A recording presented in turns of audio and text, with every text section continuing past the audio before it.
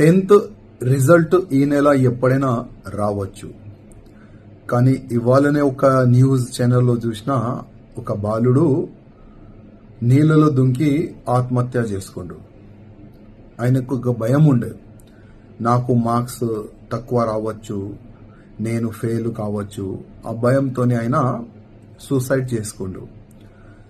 నేను ప్రతి ఒక్క ఫ్యామిలీకి ఒక రిక్వెస్ట్ చేయాలని అనుకుంటున్నాను.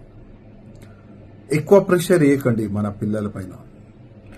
ఫ్యామిలీ ప్రెషర్ వల్ల, స్కూల్ ప్రెషర్ వల్ల, కాలనీ ప్రెషర్ వల్ల, ఫ్రెండ్స్ ఉంటారు కదా దోస్తులు, వాళ్ళ ప్రెషర్ వల్ల పిల్లలు సూసైడ్ మార్గం చూస్తారు.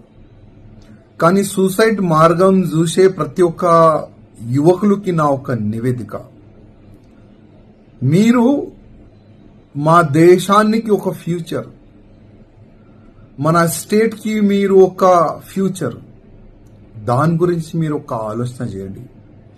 నేను ఇవాళ ఫెయిల్ అయిపోతా, నాకు మార్క్స్ తక్కువ రావచ్చు, నా ఇంటోళ్ళు నాకు తిడతారు, ఆ భయంతో సూసైడ్ చేసే అది చాలా తప్పు పని.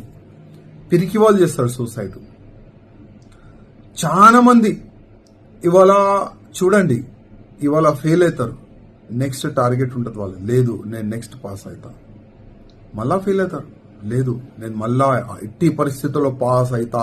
ఆ సంకల్పం మీలో ఉండాలి. కానీ ఇవాళ మనం చూస్తున్నాం, చిన్న చిన్న మాటలకి పిల్లలు సూసైడ్ చేస్తున్నారు. చిన్న చిన్న మాటలకి పిల్లలు ఇల్లు ఈడ్చి వెళ్ళిపోతున్నారు. అది చాలా తప్పమ్మా. ఇవాళ మన అమ్మ నాన్న ఒక ఆశ ఉంటుంది, మా పిల్లోడు మా బాబు పెద్దగా కావాలి, మంచి చదువుకోవాలి, ఆయన మంచి ఇంజనీర్ కావాలి, డాక్టర్ కావాలి, అడ్వకేట్ కావాలి అని ఒక కళ ఉంటుంది అందరిది. అమ్మ నాన్నది అందరిది ఒక కళ ఉంది. రేపు మీ పెళ్లి అయితే కూడా మీ కళ కూడా ఈ విధంగానే ఉంటుంది.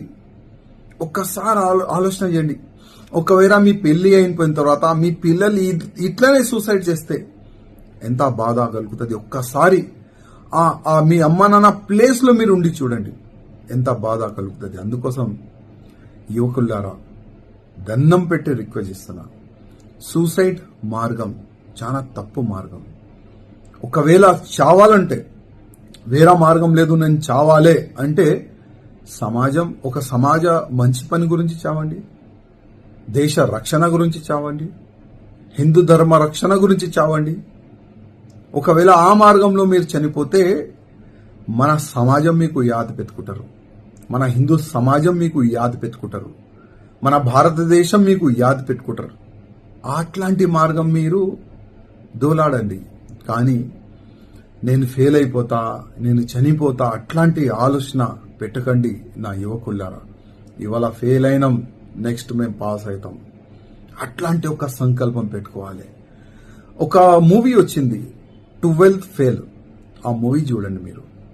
ఆ మూవీలో ఆయన ఎన్నోసార్లు ఫెయిల్ అవుతాడు, కానీ ఆయన సంకల్పం నేను ఎట్టి పరిస్థితుల్లో ఐపీఎస్ ఆఫీసర్ అయితా, ఆయన సంకల్పమే ఐపీఎస్ ఆఫీసర్ ఆయన అవుతాడు. అందుకోసం నా యువకులారా ప్లీజ్ అనవసరం మీ ప్రాణాన్ని ఇయ్యకండి. మీ ఫ్యూచర్ చాలా బాగుంటుంది. ఒక సంకల్పం తీసుకోండి, ముందుకెళ్ళండి. ఆ దేవుడే మీకు రక్షణ ఉంటారు. ధన్యవాదం.